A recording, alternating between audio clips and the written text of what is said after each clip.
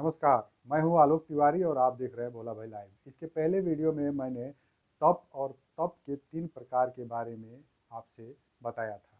इस वीडियो में मैं लक्ष्य और लक्ष्य के 2 मार्ग के बारे में आपसे बात करने जा रहा हूं।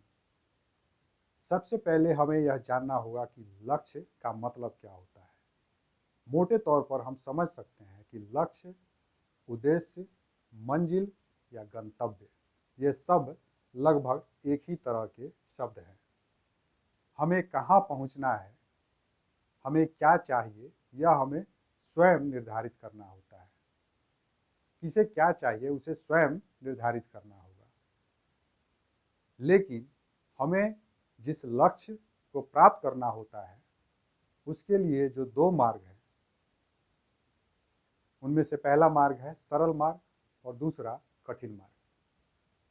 आचार्य चाणक्य बताते हैं कि लक्ष्य प्राप्ति के लिए जो 2 मार्ग हैं उनमें से पहला है सरल और दूसरा कठिन। जो सरल मार्ग है उनमें हमारे अनुभव कम दिखते हैं, क्योंकि हमें पहले से जो अनुभव होता है उसी के आधार पर सरल मार्ग का हम चुनाव करते हैं। लेकिन सरल मार्ग का चुनाव जैसे ही हम करते हैं किसी लक्ष्य की प्राप्ति के लिए, तो हम उन अनुभवों से वंचित रह जाते हैं जो पहले से हमारे पास नहीं होता है। इसलिए आचार्य चाणक्य के अनुसार लक्ष्य प्राप्ति के लिए जो सबसे श्रेष्ठ मार्ग है वह है कठिन मार्ग, क्योंकि जैसे ही हम कठिन मार्ग का चुनाव करते हैं तो हम कठिन परिश्रम के लिए भी तैयार दिखते हैं, तैयार रहते हैं और हमारे अनुभव भी बढ़ते हुए दिखते हैं। जब हम कठिन मार्ग पर चलते हैं तो हमारे जो अनुभव बढ़ते हैं, उसी अनुभव के आधार पर हम बड़े लक्ष्य की प्राप्ति भी करते हुए नजर आते हैं। इसलिए हमेशा लक्ष्य प्राप्ति के लिए कठिन मार्ग का चुनाव करना ज़्यादा श्रेष्ठ होता है और सरल मार्ग का चुनाव करना श्रेष्ठ नहीं होता, क्योंकि हम अनुभवों से वंचित रह जाते हैं।